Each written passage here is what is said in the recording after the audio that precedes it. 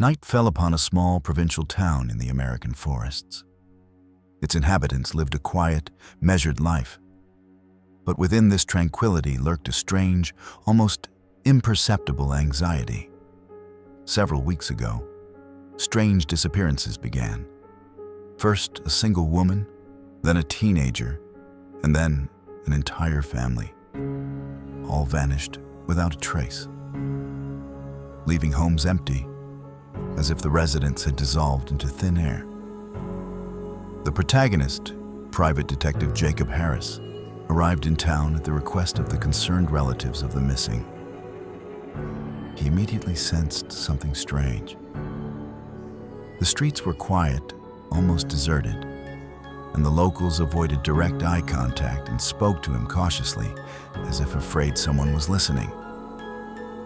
Jacob's investigation began with ordinary things: interviews with neighbors, reviewing surveillance footage, studying police archives. But the deeper he delved into the town's history, the stranger the events became. The archives showed a frightening pattern.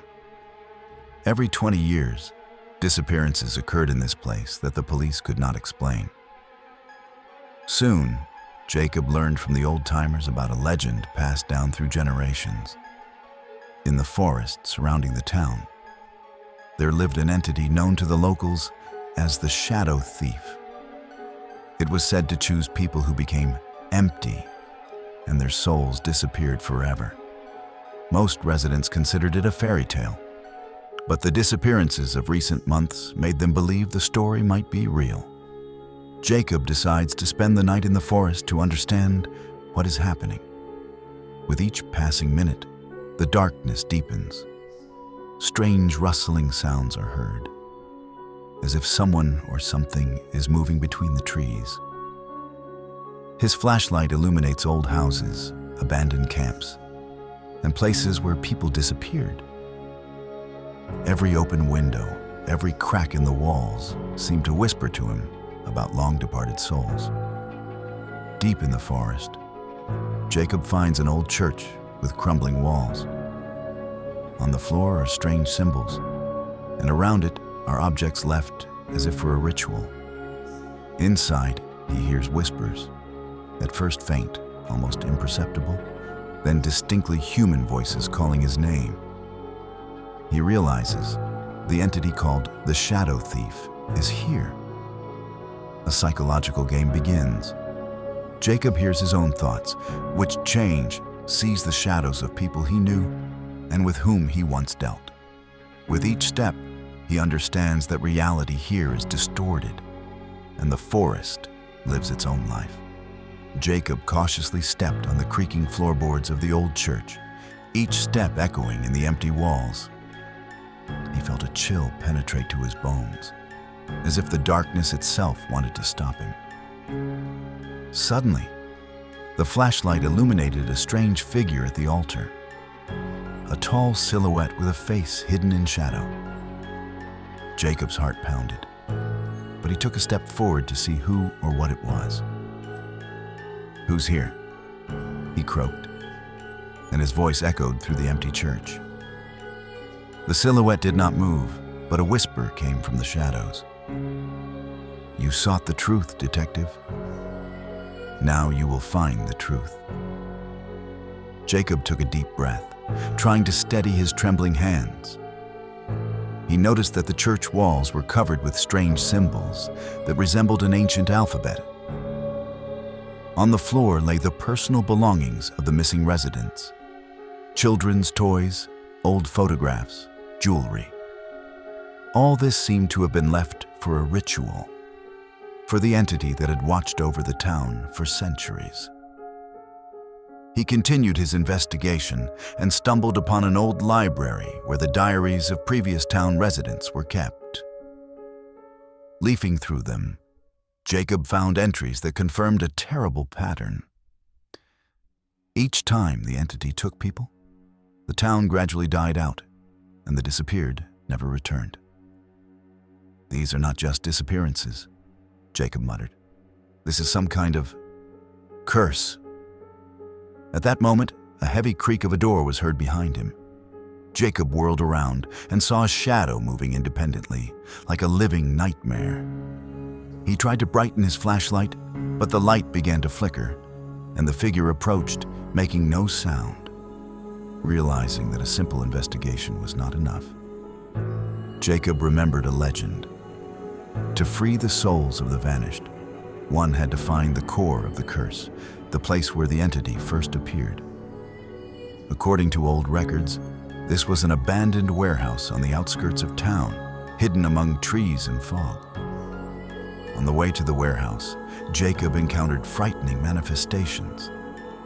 Shadows of people trying to stop him, whispers urging him to leave, and memories of the missing that seemed to come alive around him. Every moment was a test of his mind, but his determination to unravel the mystery was stronger than his fear. Reaching the warehouse, Jacob saw a huge circle of symbols on the floor, in the center of which lay an ancient book wrapped in chains. At that moment, the air around him became thick and heavy, and he heard the entity's voice. "You have come too far, but perhaps you are worthy of seeing the truth."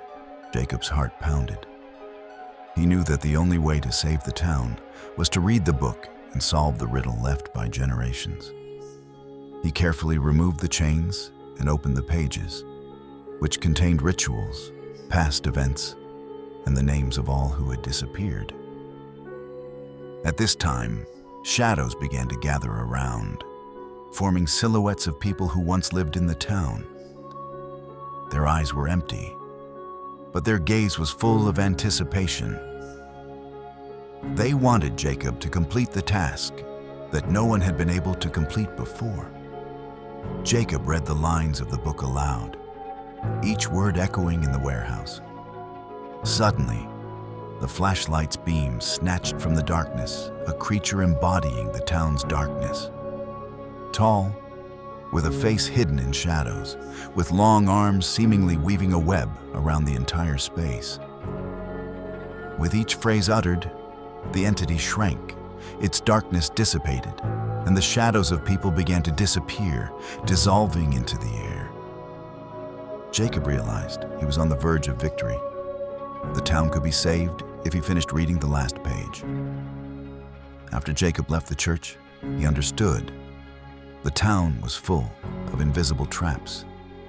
Every street could hide a past disappearance. He noticed that some houses were unusually quiet, while others emitted a strange warmth, as if someone had recently been inside. Soon, Jacob saw the subdued light of street lights, but the street was empty. Footsteps were heard from all sides, but when he turned around, there was no one. Every moment made his heart beat faster. The forest around the town seemed alive, reaching out to him, whispering, distorting sounds.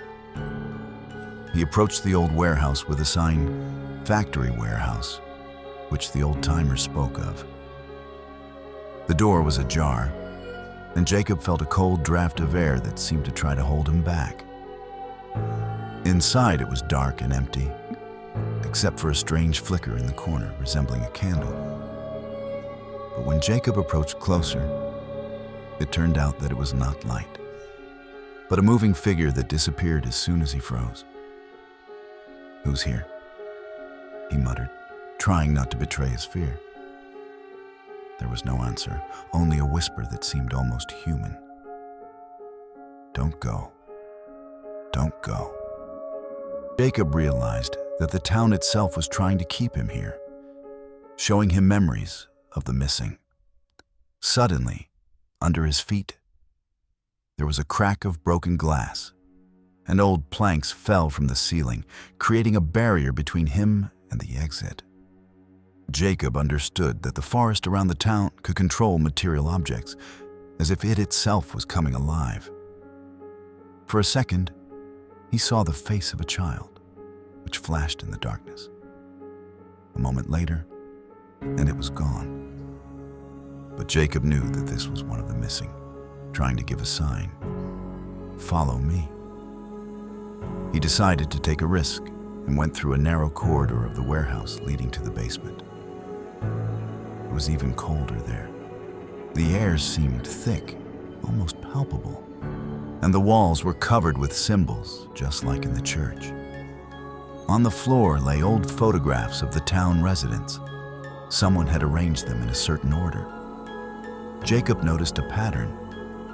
The photographs were arranged in chronological order of disappearances, and he realized that the entity was leading him through a chain of events. Suddenly, the basement glowed with a strange blue light, and Jacob heard a loud sound, as if thousands of footsteps were approaching him from all sides simultaneously. He rushed to the stairs, but the stairs unexpectedly collapsed, and he found himself in a small room filled with strange objects. Antique books, animal skulls, dolls with empty eyes. You seek answers, but not everyone is ready to hear them. A voice echoed from the walls. A human silhouette completely hidden in shadow appeared in the room. Jacob tried to touch it, but the figure vanished, leaving behind an icy breath and a sense of multiple presences at once. He began to understand. To unravel the town's mystery, he would have to piece together all parts of the story, survive encounters with the past, confront the entity, and uncover the hidden patterns that had led people into darkness for centuries. Jacob left the basement and headed towards the town center, where he noticed an old well shrouded in fog. Local legends said it was a source of energy through which the entity took souls. And although Jacob didn't know what awaited him, he felt this is where the most dangerous part of the investigation would begin. Jacob approached the old well, its edges covered in moss, and a faint mist rose from within, as if the earth itself was breathing. Inside, faint moans could be heard, which with each second turned into distinct whispers. It all began here, and it will all end here. He looked into the well. A faint blue spark flickered at the bottom. Jacob felt a chill penetrate every cell of his body, but curiosity was stronger than fear. He descended on an old rope, carefully holding onto the edges of the well, and found himself in an underground chamber where the walls were covered with old inscriptions and symbols. Strange figures stood in the chamber, people who had disappeared at different times. They did not move, but their eyes glowed with an eerie light. Jacob realized these were not just memories, but trapped souls trying to warn him about something. "Help us," they whispered in unison, "or the town will forever consume new ones." Jacob scanned the room and noticed an ancient map marking the locations of disappearances. He understood the pattern. The entity chose victims in a specific sequence, leaving emptiness in its wake. If he could understand the algorithm, perhaps he could save at least the remaining residents. At that moment, a loud crack sounded. The chamber walls trembled, and the air filled with heavy shadows trying to grab Jacob. He rushed to the map, trying to pinpoint the pattern, but the shadows surrounded him. With each passing second, the feeling of danger grew, and his heart beat faster and faster. "Do you think you can solve me?" The entity's voice echoed. "You don't understand that the town lives its own life." Jacob remembered the old-timer stories about secret passages and underground tunnels leading to the center of the current. He found a narrow passage in the wall and squeezed through it, feeling the darkness follow him, whispering and teasing as if testing his resolve. At the other end of the tunnel, he stumbled upon a hall with mirrors, but the reflections were not ordinary. In each mirror, he saw scenes of disappearances, people vanishing right before his eyes, their silhouettes rising into the air and dissolving into darkness. Jacob realized This was the entity's lesson. To defeat it, one must understand the town's history and the past mistakes of its inhabitants. Suddenly, the mirrors began to crack, and Jacob found himself amidst falling shards, like in a rainy vortex of glass, each reflection creating new illusions. He cast aside fear and focused on the task, to find the source of the entity's power. As he moved further, Jacob noticed a door with symbols glowing with a blue light. He understood that the core of the curse was there. But to get inside, he had to overcome all traps, shadows, illusions, and whispers. Each step was a struggle with himself. His mind tested for strength, but his determination to save the town was stronger than anything. Jacob pushed open the door with the symbols and found himself in a vast hall filled with thick fog, through which only faint glimmers of light penetrated. The floor was covered with old inscriptions and traces of strange rituals, and the walls seemed to breathe, emitting creaks and groans like a living organism. Immediately behind him, a heavy step echoed, and Jacob spun around. A shadow, like a human but devoid of a face, lunged at him. He recoiled, and the shadow hit the wall, dissipating into a haze. His heart pounded wildly. Adrenaline surged through his body, but he understood. There was no room for fear here. A faint light swept through the hall, and Jacob noticed living symbols on the floor that began to glow, creating a path to the center. He understood that the entity itself was leading him, testing him, checking his resolve. Every step was a trial. Under his feet, voids would appear, then shadows would reach out, trying to grab him. The walls would contract, and the air would become thick, almost palpable. Suddenly, a figure appeared before him, exactly replicating one of the missing residents, a teenager who had disappeared last week. His eyes glowed, but his face was distorted with suffering. "Jacob," he whispered, "don't repeat their mistakes." Understanding that each creature was part of the trial, Jacob continued his path, trying not to be distracted by illusions.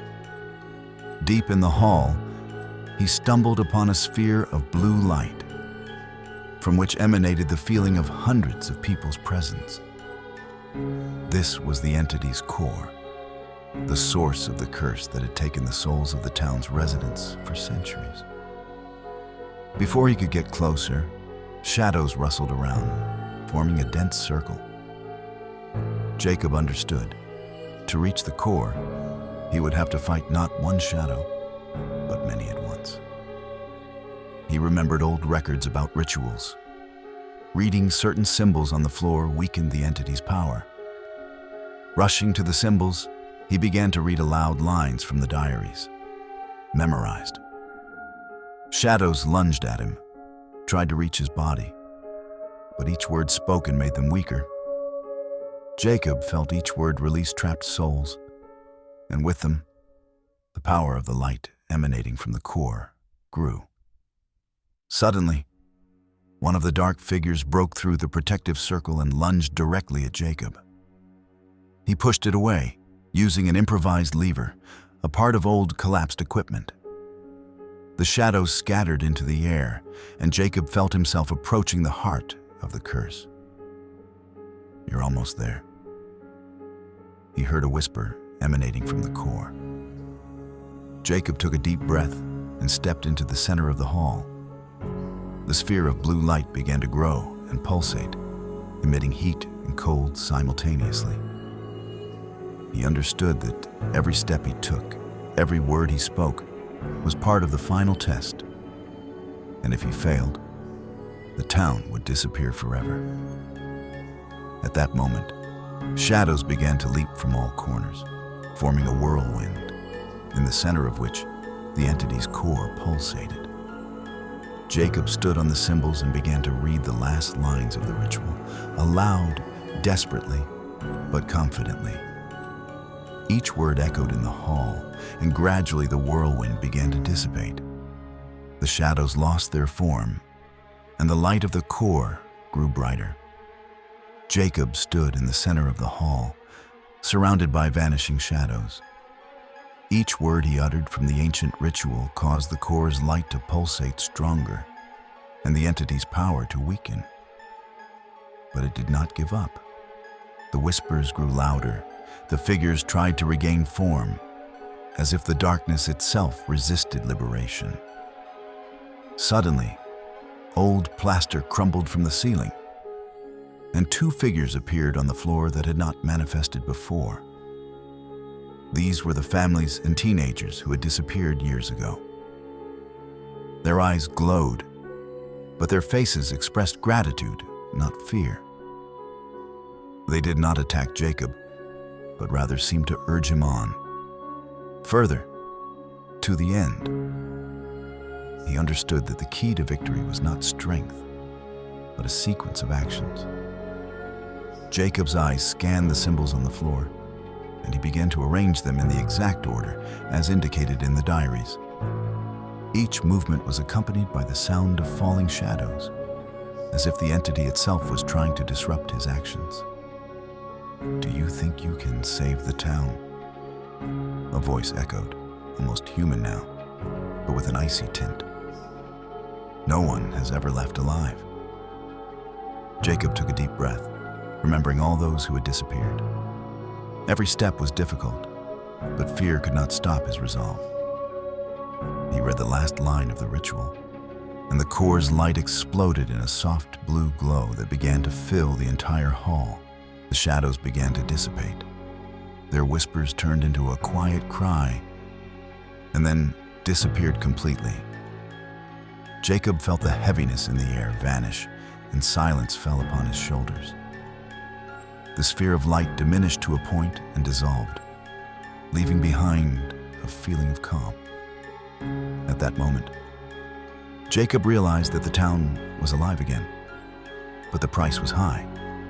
All the events, the disappearances, the past generations, all were part of this cycle. But now he had managed to break the chain. People whose souls had been trapped began to return. Old-timers, children, families, they were alive and well. But their gazes expressed fear and gratitude simultaneously. Jacob exited the hall, climbed back up to the well, and saw the dawn illuminating the town streets. The fog gradually dissipated, the trees seemed ordinary, and the streets familiar. The town had returned to life. But Jacob knew the mystery and power of the entity would always be nearby, in the shadows, reminding itself if someone dared to disturb the balance again. He looked at the residents returning to their homes and felt mixed emotions. Joy from salvation, but also the weight of the horror he had experienced. The town remained alive. The story closed. But the memory of the darkness would remain forever, as a warning to future generations. Jacob slowly climbed the old staircase from the underground chamber, feeling the fog and cold gradually disappear. Every movement was difficult. His muscles trembled from tension, and his mind was overwhelmed with whispers and images of the missing residents. But with each step, he felt that the darkness was losing its grip. When he emerged onto the street, the town greeted him with dawn, the first sunbeams breaking through the fog, painting the trees with golden light. Birds began to sing, and the streets seemed alive again. Jacob took a deep breath. For the first time in many weeks, he felt peace. But the world around him was not as it had been before. He saw residents returning to their homes, many of whom he knew from old photographs and diary entries, children, families, old-timers. Their eyes were wide with surprise, and in them was both relief and fear. The memory of what had happened had left an indelible mark. "You are all alive?" Jacob asked, trying to control his emotions. We Yes, replied a woman who had disappeared several weeks ago. We don't understand how, but thank you. Jacob nodded, not knowing what to say. He realized he had done the impossible, broken the chain of a curse that had taken the souls of the town's residents for centuries. But the entity had left its mark. Even in the sun, he felt an icy breath and a slight stir of shadow, as if a reminder that the town's power was always nearby. It could no longer abduct people, but its presence reminded him of the fragility of life and how easily darkness could return. Jacob walked through the streets, watching people return to their homes, hugging each other, whispering words of joy and gratitude. He saw an old man who, for the first time in many years, had come out into the street, smiling and touching the well that had become a source of salvation. "You saved the town," said the voice of the disappeared teenager, now like a warm whisper. "But remember, darkness never completely disappears." Jacob nodded, knowing it was true. He looked at the town from the hilltop where the old church stood and felt both an inner heaviness and relief. He saw people returning to their normal lives, but understood they would never be the same again. Final scene. Jacob turns to the forest from which the entity emerged and whispers, "I know you're there, and I'm ready for you if you return." The forest remains silent. Only a light wind rustles the trees, as if answering him. The town is alive, the residents saved, but the legend of the shadow thief will remain in memory forever. A reminder that darkness and light are always close, and every human choice has consequences.